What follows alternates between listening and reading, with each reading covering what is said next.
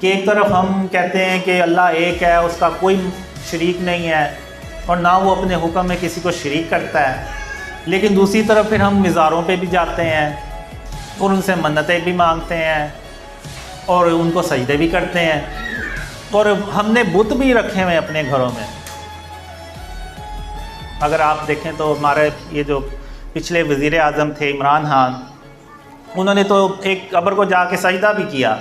अगर वो कब्रें सारी हम आप सल्लल्लाहु अलैहि वसल्लम की सुन्नत पे और हुक्म पे अमल करते तो सारी कब्रें बराबर होनी थी, कोई मकबरा नहीं था ना, और ना मकबरा होता ना ये सजदे करते। अदल इज्तिमाई वो जिसमें हुर्रियत हो, जिसमें आम आदमी भी खलीफा वक्त को टोक सके। ये कुर्ता कैसे बन गया कि वो निज़ाम अदल इज्तिमाई जो मोहम्मद अरबी को देकर भेजा गया था, उसके कस्टोडियन सोए हुए। ये नुस्खा तो हमारे पास था, हमें अमल करना था और दुनिया के सामने पेश करना था। पाकिस्तान बनाया इसलिए गया था कि हम उसका एक नमूना दुनिया के सामने पेश करेंगे।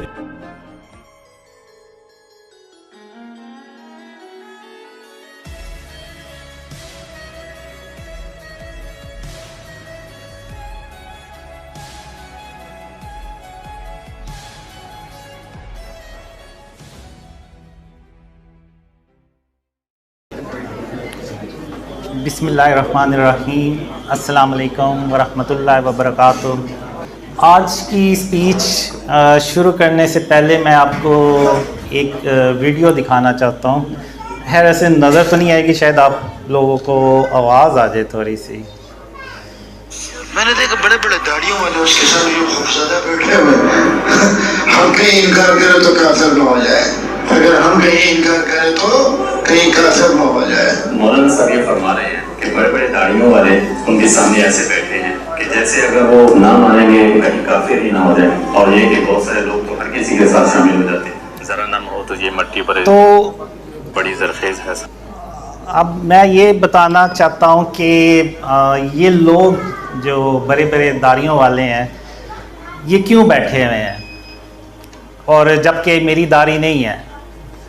तो उसकी एक ही रीज़न है कि अब मैं आप लोगों के सामने हूँ, ना मेरी दाढ़ी है, ना मैं रिलीजियस पर्सन हूँ, और ना मेरी कोई नमाज़ें हैं, ना मेरा कोई शायद कोई और नेक अमल हो।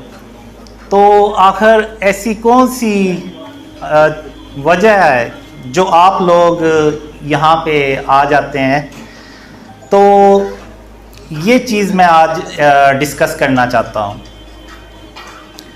तो ये जो मौलाना हैं, इन्होंने कहा कि बड़े बड़े दाढ़ियों वाले ऐसे अल्लाह माफ़ करे खौफज़दा होके बैठे हैं। ऐसी बात बिल्कुल भी नहीं है। मैं इन लोगों के आप लोगों के मशवरे से चलता हूँ, और आज आपने देखा है कि मैंने 3 पीस सूट भी पहना हुआ है। तो ये मैंने लाइफ में पहली बार पहना है और मैंने इन्हीं लोगों के कहने पे पहना है। तो ऐसी बात बिल्कुल भी नहीं है। अब मैं ये बताना चाहता हूँ कि ये लोग क्यों यहाँ पे बैठे हुए हैं। यानी अगर आप देखें तो पूरी दुनिया से लोग बिलीव करते हैं ड्रीम्स का, तो वो क्यों करते हैं? तो उसकी एक ही रीज़न अल्लाह ने ख्वाबों में दिखाई, 2 रीज़न्स दिखाई। तो पहली तो ये कि अगर अल्लाह रहमान ना होता तो आज ना मैं यहाँ पे होता और ना आप लोग यहाँ पे होते।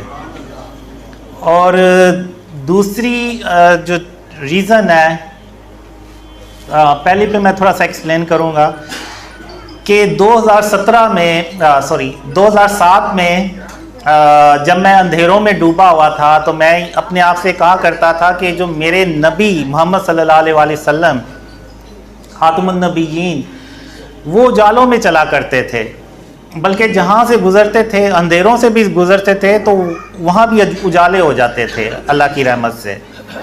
तो मैं कहाँ पे अंधेरों में डूबता चला जा रहा हूँ। तो तब मैंने 2007 में अल्लाह को पहली बार रहमान कह के बुलाया। तो और मैंने अल्लाह से कहा कि बेशक मैं ए रहमान, बेशक मैं गुनहगार हूँ और बेशक तू ही पाक है, और बेशक मैं ही गुनहगार हूँ।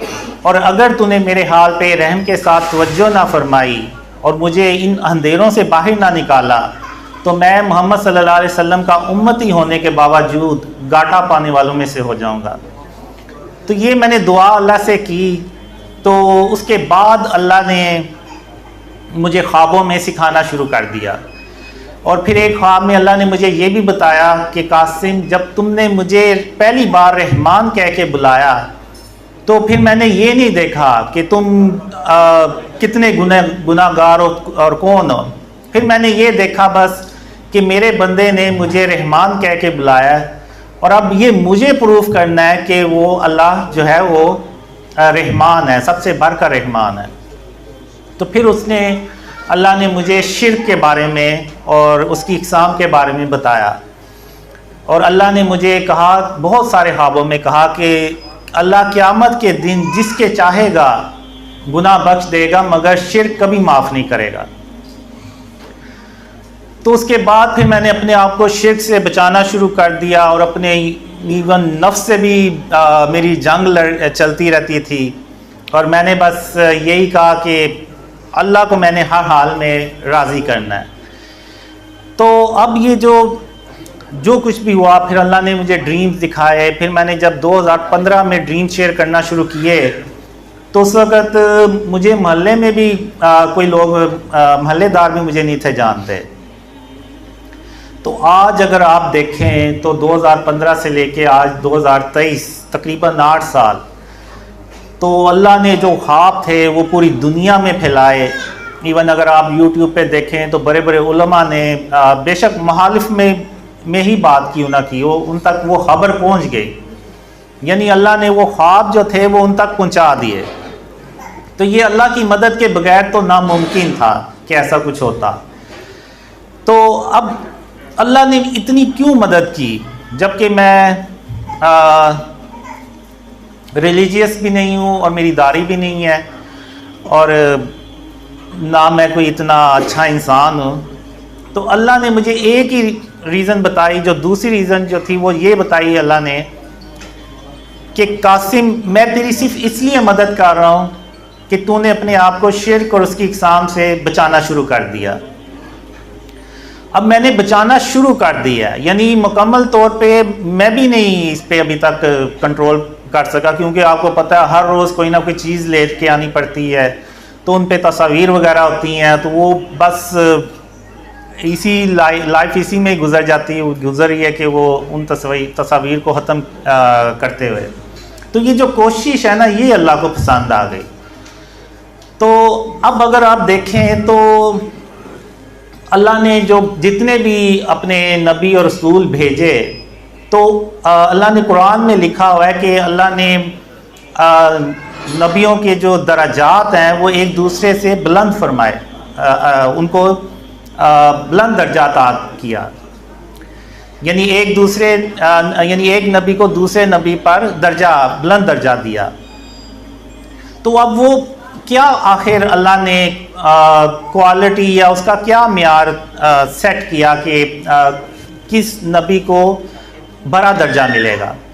तो अगर आप वो कुरान देखें, उसको कुरान को तर्जुमे के साथ सुने, तो अल्लाह ने ये चीज़ें कुरान में वाज़िया तौर पर इरशाद फरमाई हुई हैं।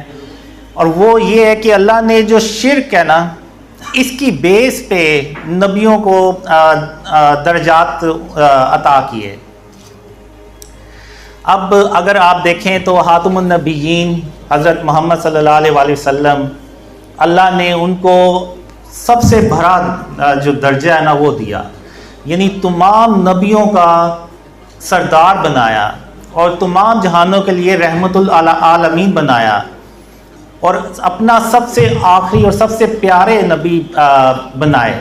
और अल्लाह ने मोहम्मद सल्लल्लाहु अलैहि वसल्लम का नाम खुद अपने नाम के साथ लिखा। तो वो जो क्वालिटी थी आप सल्लल्लाहु अलैहि वसल्लम की, वो जो शिर्क और उसकी इक़साम से उन्होंने खुद भी अपने आप को बचाया और अपनी उम्मत को भी उसकी तलकीन की, तो वो वजह अल्लाह ने बनाई और उनको इतना बड़ा जो दर्जा है वो अपनी रहमत से अता किया।